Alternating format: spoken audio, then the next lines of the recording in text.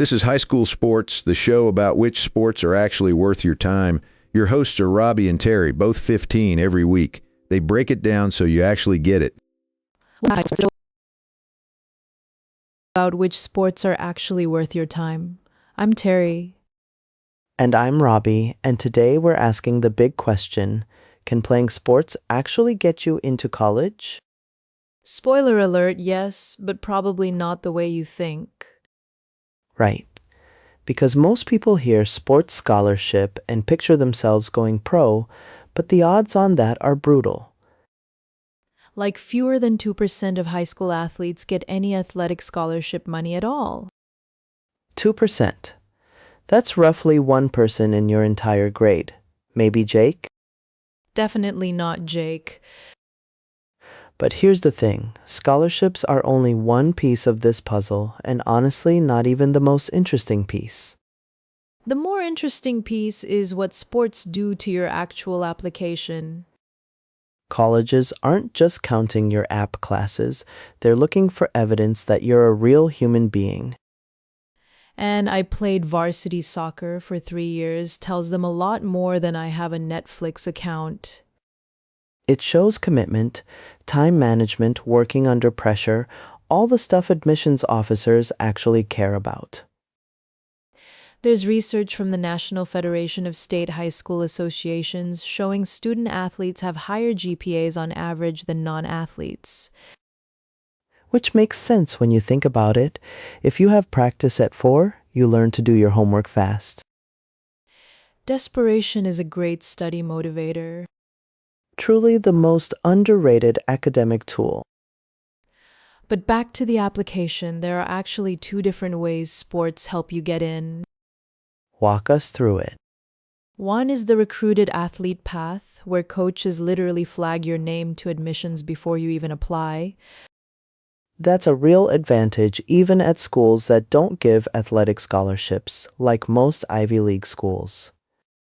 Because those schools care deeply about filling their rosters and a coach's recommendation carries serious weight. The second path is just being a well-rounded person who happens to play a sport and writes about what it taught them. Which honestly is available to way more people. You don't have to be recruiting level good. You just have to have stuck with something and reflected on it. The essay question, What activity has shaped who you are, was basically written for athletes. Or theater kids.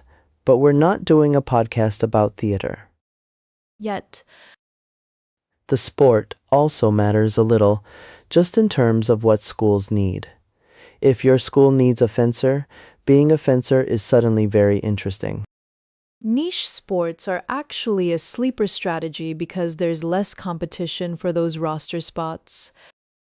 Rowing, golf, cross-country, water polo, schools love them and fewer kids do them. Meanwhile, everyone and their golden retriever plays soccer. No shade to soccer. Soccer is great. Huge shade to soccer. I'm kidding, sort of.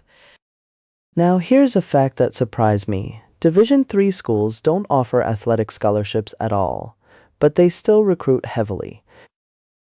Which means you can get into a really excellent school partly because you play lacrosse, even if there's no money attached. The admission bump is real even when the scholarship isn't. And Division III schools include some genuinely amazing institutions that people sleep on. Okay, so what's the actual takeaway here for a 15-year-old listening right now?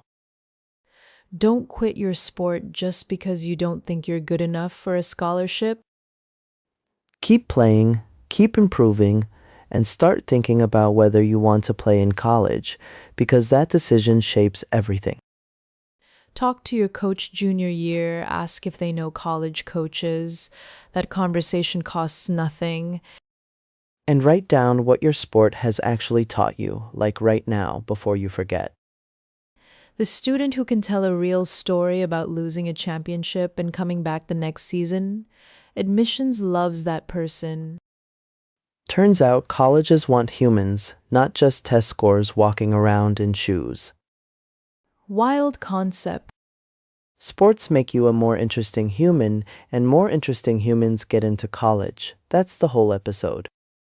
Short, sweet, and actually useful for once. Thanks for listening. Stay hydrated, finish your homework, and we'll see you next week on High School Sports.